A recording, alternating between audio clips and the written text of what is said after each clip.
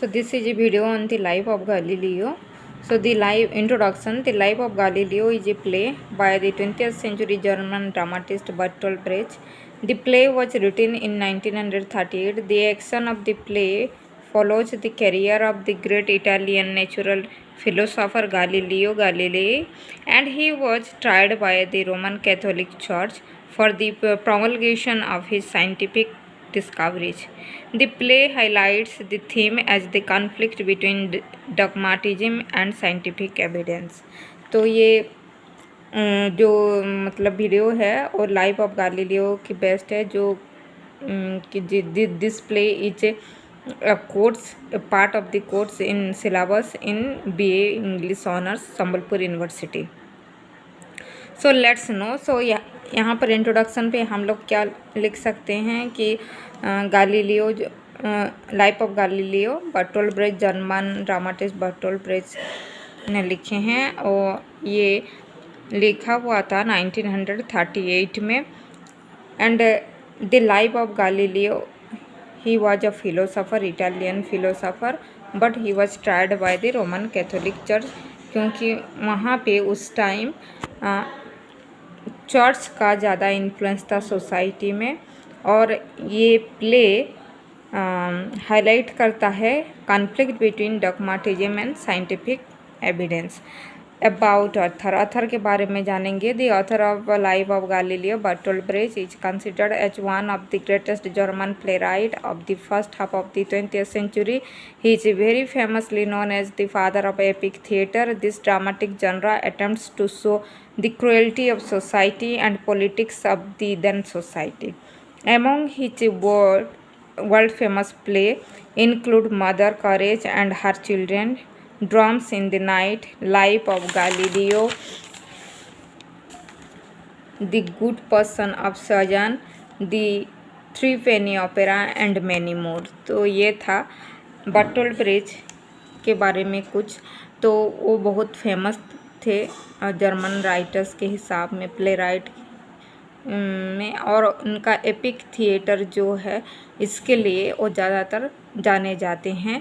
और epic theatre ऐसा एक जनरा है जो कि उसी टाइम के सोसाइटी के क्रुएल्टी एंड पॉलिटिकल क्रुएल्टी को दर्शाता है. सो थीम्स, क्या क्या थीम्स यहाँ पे मिलता है उस द लाइफ ऑफ गैलीलियो में. The social responsibility of scientist, progress based tradition, freedom of thought and speech, science and religion, truth and freedom, persecution. Or the other significant themes of the play are truth, betrayal, courage, religion and etc. Plot and characterization of Galileo, mostly यहाँ पे characterization of Galileo के ऊपर है. The play revolves around the struggle of Galileo to prove the Copernican theory of the heliocentric universe. The other significant themes of the play are like the passion for discovering new things and accept the false as truth. So यहाँ पे Galileo जो है character मतलब Copernicus का जो heliocentric theory है उसके ऊपर वो रिसर्च कर रहे थे और न्यू थिंग कुछ इन्वेंट करने के लिए चाहते थे. लेकिन मैं बोली थी कि वहाँ पे क्या हुआ, चर्च का इन्फ्लुएंस ज़्यादा था तो न्यू डिस्कवरी को उन लोग मान्यता नहीं देते थे, मतलब एस्ट्रोनॉमी के ऊपर. The most moving aspect of the play is the characterization of Galileo, the manifestation of his character and behavior as a strong personality who doesn't even fear death under all circumstances. This is very evident in his attitude during the plague. He passionately continues his experiments even under constant moral danger. But Galileo failed to fulfill the historical heroic role and instead fall victim to the law of human frailty. तो Galileo character यहाँ पे बहुत important है इसी मतलब play में. और Galileo अपने डिस्कवरी के लिए, न्यू एक्सपेरिमेंट के लिए कुछ भी हद तक जाते थे. एंड एक बार ऐसा प्लेग भी हुआ था, बहुत डेंजर सिचुएशन भी हुआ था, लेकिन वहाँ पे भी उनका एक्सपेरिमेंट को वो नहीं छोड़े थे. लेकिन मतलब डिस्कवरी होने के बाद, एक्सपेरिमेंट होने के बाद ऐसा हुआ कि वो मतलब विक्टिम बन गए, मतलब लोगों के फ्रैलिटी फॉल्सहुड को वो पहचान नहीं पाए।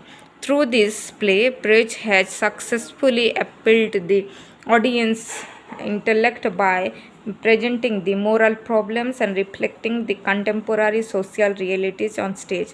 The character Galileo presents unique principles and behaviors with his flaw and weakness in relation to human race rather than portraying a sublime heroic character. So, the life of Galileo is not just a biographical play, instead, it compassed all the social and political atmosphere of that period. Even though the plot is set in Italy in 17th century, Brecht has reflected on the time he lived, which was the time of totalitarianism and Nazi government policies. Governments were imposing values and restrictions on people to keep them under control. तो मैं बहुत simple language में लिखी हूँ, आप लोगों को समझ में आया होगा कि जब गालीलियो डिस्कवरी कर रहे एक्सपेरिमेंट कर रहे थे, वहाँ पे ऐसा गवर्नमेंट था, टोटलिटेरियनिज्म नाजी गवर्नमेंट पॉलिसी तरह का गवर्नमेंट था, जो कि गवर्नमेंट अपने रूल लोगों के ऊपर इम्पोज करते थे और उन लोग नहीं चाहते थे कि कुछ न्यू डिस्कवरी हो, लोगों में कुछ एडवांसमेंट्स आए. So Galileo was living in a period where the church was dominant and people were blindly following their ideologies, but he was presented as a revolutionary, and at the same time he revealed his weakness. He revealed his weakness to make his audience think and draw conclusions about the play. The millions of faith is ended, said I. This is the millennium of doubt, said Galileo at the beginning of the play. Before even hearing about the telescope, Galileo foresees his own discoveries. So his prediction sets up a constant contrast between the religious faith of the Catholic Church and the skeptical scientific approach. This contradiction is a crucial conflict throughout the Galileo's life and play. So this is about the life of Galileo, जो कि Galileo के characterisation के ऊपर है. अगर direct question आता है characterisation of Galileo, you can write this answer. Thank you. This is for your information.